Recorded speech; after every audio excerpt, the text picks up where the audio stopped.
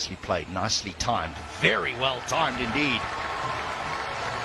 Well, raced away. It's kind of a nudge, yes. The risks were involved.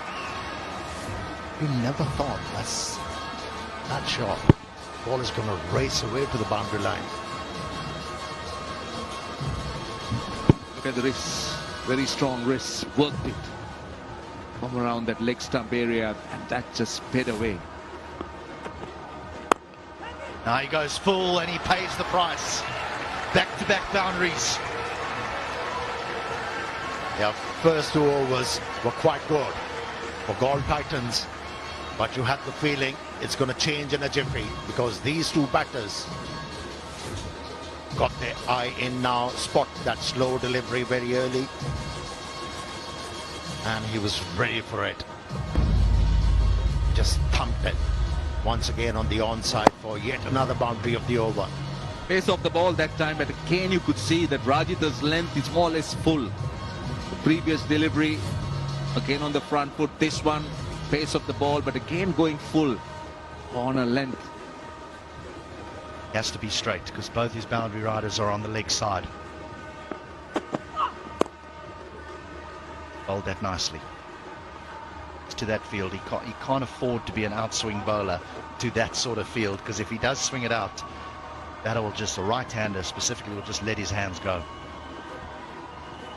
I like what I'm seeing at the moment. Seeing signs of maturity as far as Haris is concerned. Sort of a batsman a couple of months ago where he wanted to hit everything out of the park. Hit 2 boundaries, then he was looking for a single. That's good. Oh, swing and a miss from Fakhar Zaman. He was aiming for that mid-wicket area. There's just 2 fielders outside the circle, don't forget. So he had a wide gap. Again the cutter. He was definitely going there to mid-wicket. He looks agitated, Fakhar Zaman, doesn't he? He's not finding boundaries at his will. Frustration is creeping in. A bit of adjustment in the field. Deep point has been brought in. Mid-wicket goes back. Yeah, super shot for 4. We've seen some classical cricket strokes this over. Too many slow deliveries. Too many slow deliveries. And that was closer to the off stump, and that's why Fakhar Zaman was able to time the ball. Managed to hit the ball on the up. Good footwork. Enabled him to drive the ball through extra cover. Cleared his front leg. A bit too predictable. Fakhar Zaman smart there. He didn't look to swing it across.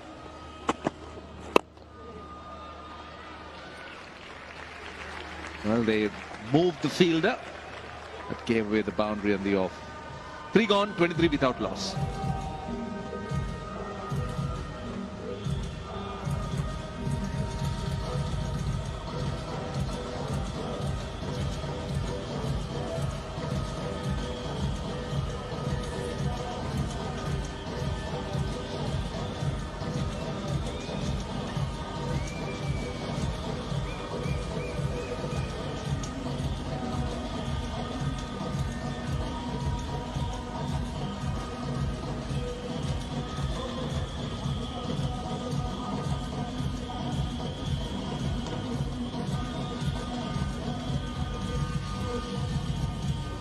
Decent start, yeah. Some experience to come in Chandamal and Matthews. Saranga coming off a half century in the previous game. It was a brutal half century as well. So I wouldn't be surprised if he's a bit of a floater in that batting order. He'll have a look at the amount of overs bowled before he says, you know what, let me take care of this. But for now, they're none down. Here's Ngaraba. I think that's a little concerning for me with regard to the slower balls that were bowled by Rajita, is that slower balls deceive you in the lack of pace. But the balls that have been most effective here have been cutters into the surface, where the ball sits in the pitch, and that deceives the batter. So a slower ball can't be bowled 6 out of 6, as you rightly mentioned. You're not deceiving anyone. Yeah, I'm with you. You have to ball into the pitch. And if the batter tries to hit the ball on the up, that will go in the air. It was too full. It was floated up to the batsman. It became too easy.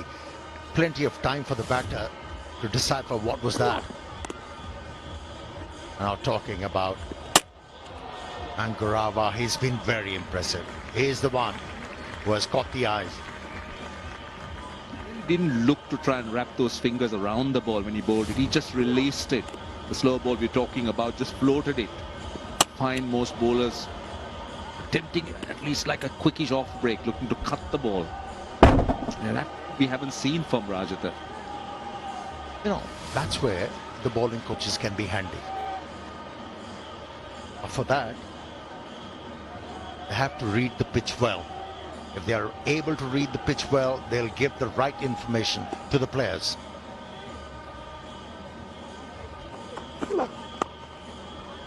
Do know that the surface has played better for the afternoon games.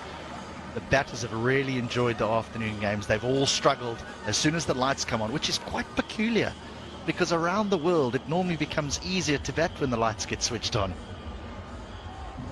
You see that at the Premadasa, you know, where batters have enjoyed themselves with the ball sliding on. But yeah, it was a bit of a surprise yesterday when both sides struggled so much. And the base of the square is not tight, and that's why the pitches tire out. At times, look spent. That's in the air, should be taken, and is taken, and it's Shamsi. The danger man is walking back. I think that rushed him a little bit.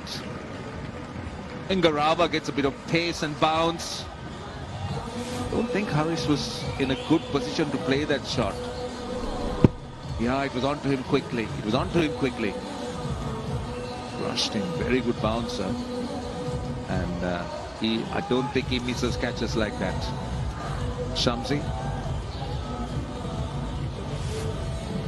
So wicket number 1 for Kandy. It's Mohammad Haris for 17, 26 for 1.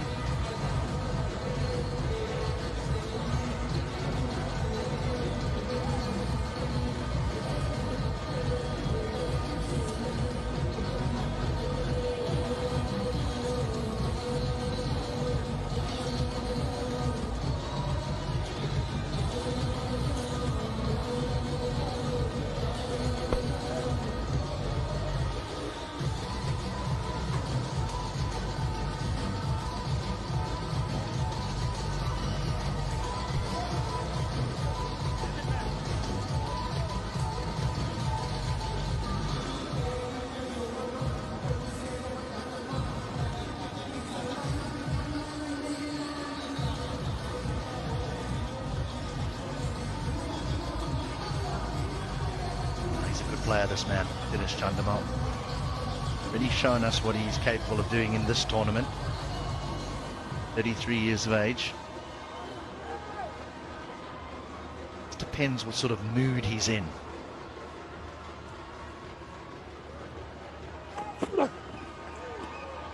Tell you what, this fella, you've mentioned that he's been impressive. He certainly is one of the finds of this tournament. There'll be many leagues around the world taking notice of this man's performances. Is one of the very few fast bowlers on display in this LPL who have hurried the batsman. Yeah, Naseem Shah has been there. Hasnan has bowled quick. And this guy, with his height, has an advantage. And what a bouncer he bowled to Mohammad Haris.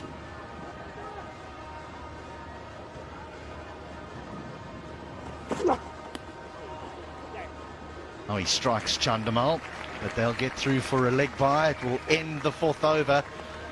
Shall we call it honours even? 27 for 1.